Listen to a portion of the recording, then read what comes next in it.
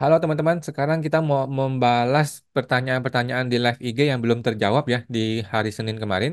Kita live IG setiap hari Senin malam jam 8 malam ya. Dan kalau belum terjawab sampai jam 9 kita tampung dan kita jawab di video-video seperti sekarang ini ya.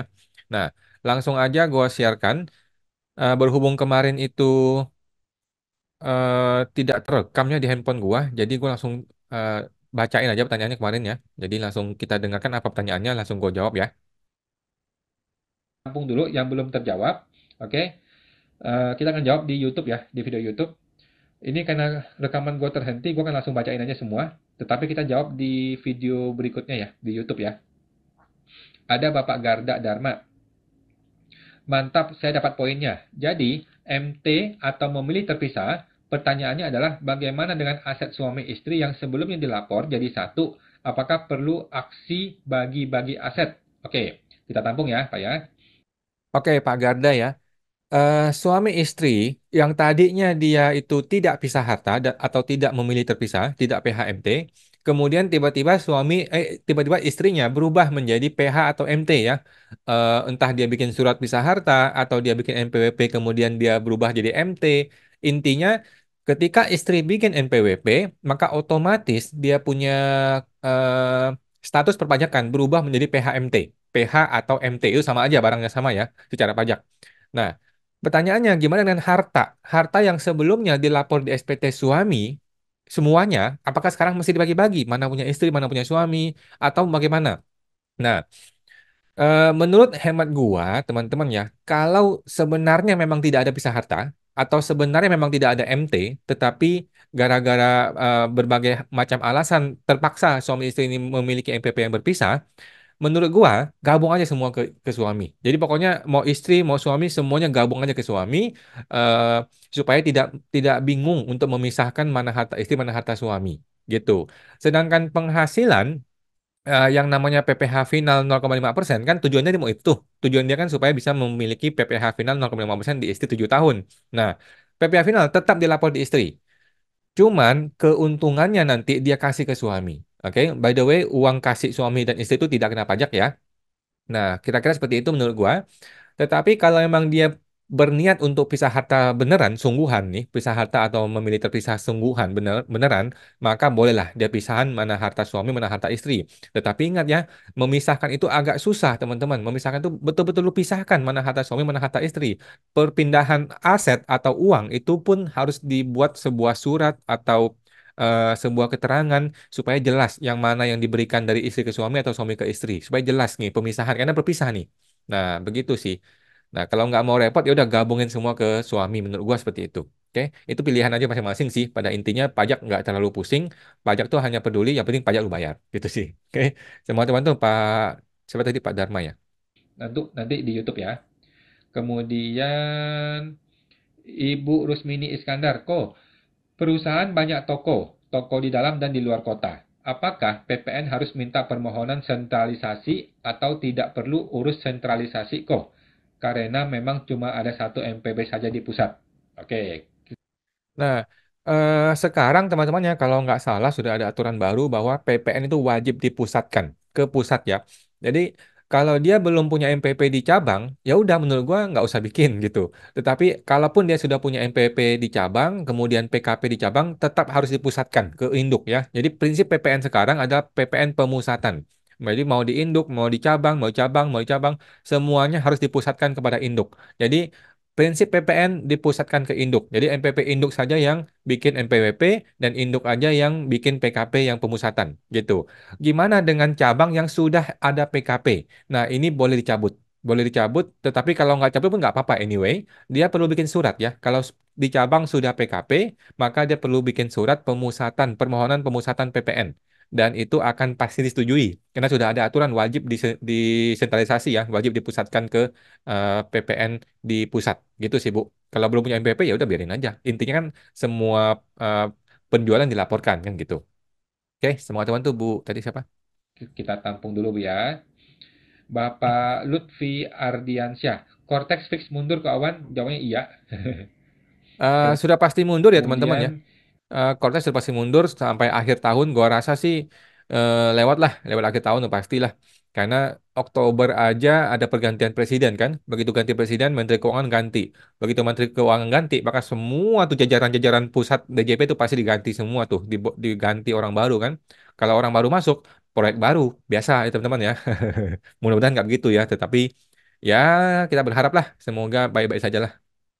Ibu Tio Mary, kok rumahnya dibeli 1994. Nanti saat lapor SPT-nya dari nilai perolehannya kok.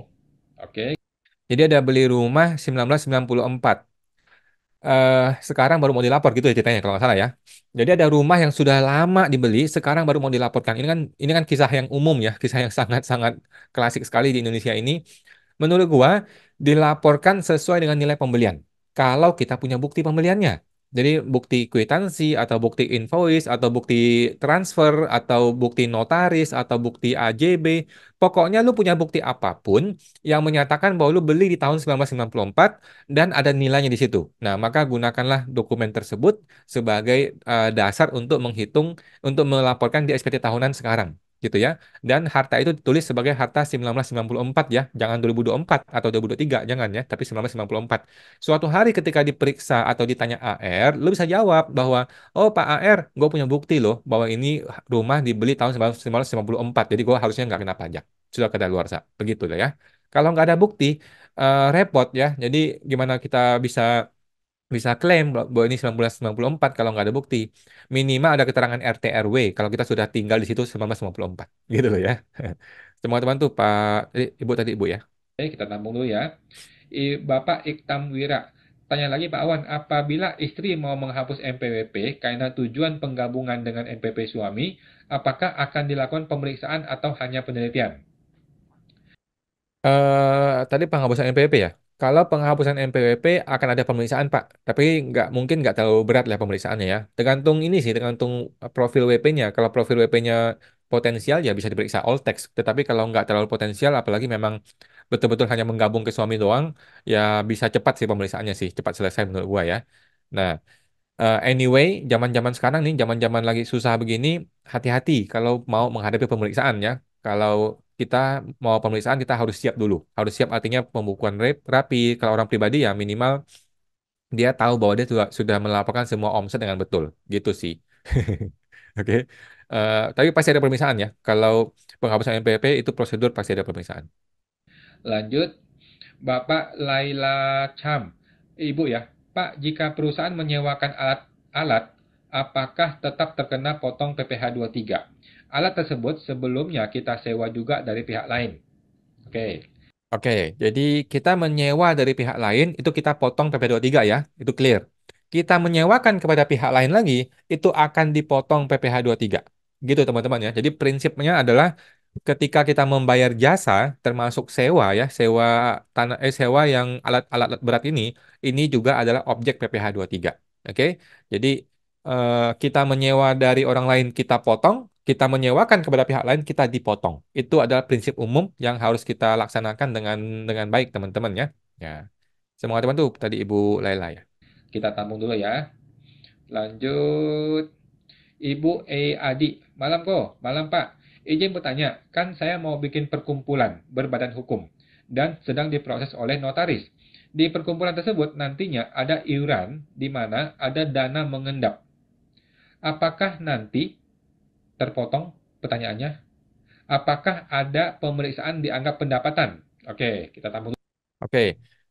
Kalau dia perkumpulan atau asosiasi atau partai atau apapun, menurut gua itu bisa masuk sebagai sumbangan. Oke, yang penting begini loh. Ketika lu bikin akte akte pendirian perkumpulan tersebut, lu harus menuliskan bahwa ini itu kegiatan sosial atau kegiatan non profit.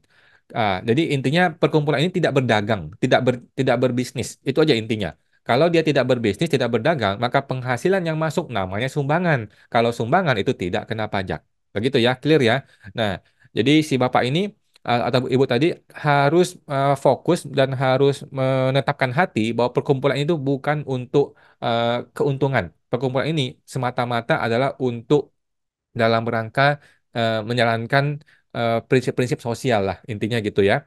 Nah, kalau dia tidak berdagang, tidak berbisnis, ya maka penghasilannya adalah sumbangan, itu tidak kena pajak. gitu ya, kecuali dia berdagang atau berbisnis. Nah, ini mesti dijaga, gitu sih Pak ya.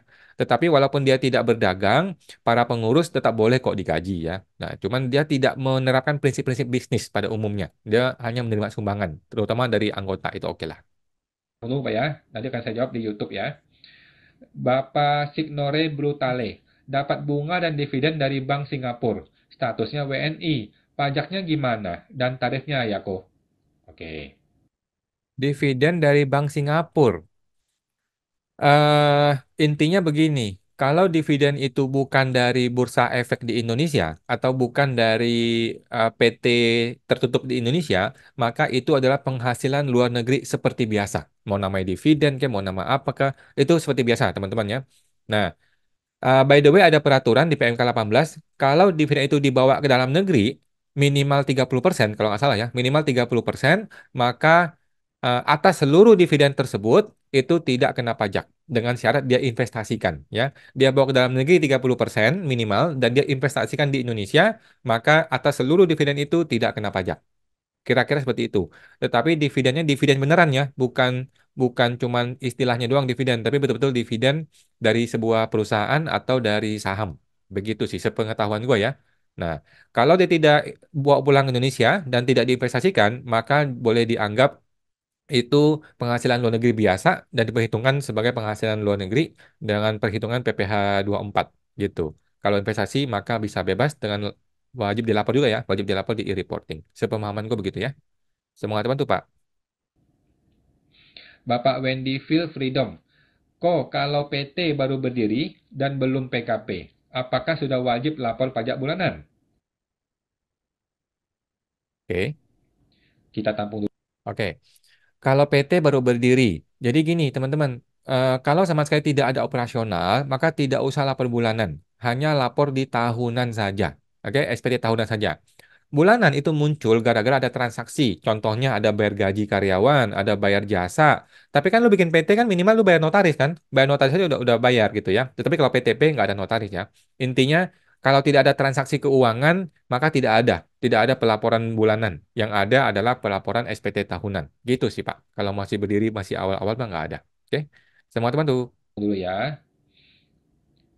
Ibu Rusmini, kok awan? Ya, gimana Bu? Kemudian Ibu Andri, Bapak Andri KR ya. Walau WP sudah meninggal, apa yang harus dilakukan? Kalau WP sudah meninggal, apa yang harus dilakukan? Oke, kita tampung dulu ya. Kalau WP sudah meninggal, Bapak Swan, Ibu kalau WP sudah meninggal, yang pertama adalah semua harta-harta dia diwariskan, ya, diwariskan kepada ahli waris, dibuat dokumen warisnya, bisa berupa akte notaris, bisa berupa surat keterangan waris atau surat wasiat atau keputusan pengadilan. Intinya ada sebuah dokumen yang menyatakan harta-harta almarhum diwariskan. Satu. Setelah diwariskan, kemudian harta itu diakui di masing-masing ahli waris. Kemudian yang ketiga, barulah bikin NPW, bikin SPT tahunan si almarhum dengan kondisi harta sudah nol. Oke, yang pertama bikin dokumen waris, yang kedua barisan diakui di anak-anaknya atau di ahli waris, yang ketiga adalah bikin SPT tahunan terakhir si almarhum dengan kondisi harta sudah nol, keempat barulah bikin pencabutan NPWP almarhum. Begitu. Swandayani. Tanya lagi Pak Awan, dari orang pribadi kita alihkan CV di bulan Mei. Terus yang saya tanyakan pasal 25 CV kita ikut perhitungan dari OP atau bagaimana Pak? Oke, Oke. Kalau CV baru berdiri, itu tidak ada PP25, Bu. Ya, PP25 itu baru ada di tahun kedua.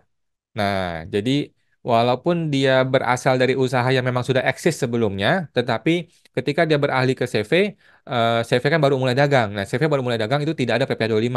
PP25 itu baru ada di tahun kedua ketika SPT tahunan yang pertama sudah muncul. Disitulah baru ada angka PP25 tahun berikutnya. Begitu sih, Bu. Ya. Tetapi kalau CV ini berniat baik, dia mau bayar bulanan ya boleh-boleh aja. Bayar sesuai dengan angka OP juga boleh-boleh aja. Tetapi tidak ada aturannya ya. Aturannya adalah nunggu tahun kedua baru lapor PPh 25 atau bayar. Oke? Kita tampung dulu ya. Bapak Macat Latte. Suami punya MPWP tapi tidak pernah lapor PPh karena penghasilan di bawah PTKP. Saat ini istri juga bekerja di tempat yang berbeda dan mau buat MPWP karena penghasilannya sudah melebihi PTKP. MPWP-nya apakah bagus dipisah atau digabung? Oke. Oke, menurut gua si istri ya, kalau dia tidak punya perjanjian pisah harta atau dia tidak berniat untuk pisah MPWP, maka tidak usah. Istri nggak usah pakai MPWP. Istri cukup bilang ke orang kantor pajaknya di kantornya, bilang ke orang-orang yang ngurusin pajak, saya pakai KTP aja ya. Nah, nanti dia dibikinin bukti potong pakai KTP si istri, ya. Dia tidak perlu pakai MPWP, nggak apa, nggak ada guna.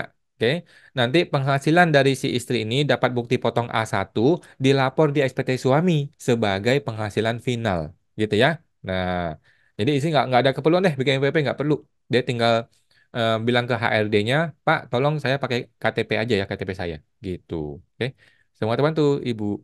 Oke, kita tampung dulu ya. Bapak Made, makasih penjelasannya sama-sama. Oke, teman-teman ya, thank you semua sudah bergabung. Oke, sudah teman-teman ya. Jadi kita akan live Instagram setiap hari Senin jam 8 malam dan juga ada di TikTok hari Selasa, tapi TikTok ada teman-teman kita yang lain. Oke teman-teman ya, itu aja. Sampai jumpa. Semoga terbantu.